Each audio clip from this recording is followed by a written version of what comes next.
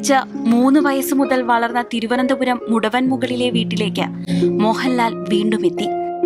അമ്മയ്ക്കൊപ്പമുള്ള മകന്റെ അവസാന യാത്ര.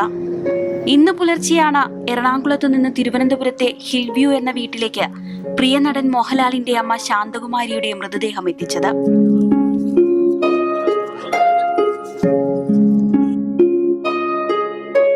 കലാ സാംസ്കാരിക രാഷ്ട്രീയ രംഗത്തെ പ്രമുഖർ അന്തിമോപചാരം അർപ്പിക്കുന്നതിനായി വീട്ടിലെത്തി. മുഖ്യമന്ത്രി പിണറായി വിജയൻ, കേന്ദ്രമന്ത്രി സുരേഷ് ഗോപി, ബംഗാൾ ഗവർണർ CV ആനന്ദബോസ്, മന്ത്രിമാരായ GR Anil, Muhammad Riyas, Veena George, AK Saseendran, Thiruvananthapuram mayor VV Rajesh തുടങ്ങി നിരവധി പ്രമുഖർ വീട്ടിലെത്തി. വൈകുന്നേരം 4 മണിയോടെ സംസ്കാര ചടങ്ങുകൾ ആരംഭിച്ചു. മോഹൻലാലിന്റെ പിതാവ് വിശ്വനാഥൻ നായർ, ജ്യേഷ്ഠൻ പ്യാരേലാൽ എന്നിവർ അന്ത്യവിശ്രമം കൊള്ളുന്ന അതേയിടത്തിൽ അമ്മ ശാന്തകുമാരിക്കും ചിതയൊരുങ്ങി. ജീവിച്ചിരുന്നപ്പോഴും ഒടുവിൽ വിട പറയുമ്പോഴും മലയാളികൾ ശാന്തകുമാരി അമ്മയെ ഓർക്കുന്നത് ഒരുപോലെയാണ്.